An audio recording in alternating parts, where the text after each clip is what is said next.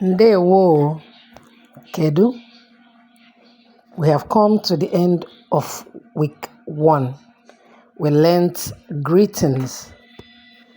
So this is your evaluation. You will be writing these words showing on your screen in the comment section. You'll be writing the meaning of these words. Try to answer it without looking at the previous lessons. Kedu. Number 1, Kedu. Number 2, Ibolachi. Number 3, Kachifo. Number 4, Kodi. And the last one, Dalu. So you're going to try to write these answers for me or put the answers for me in the comment section.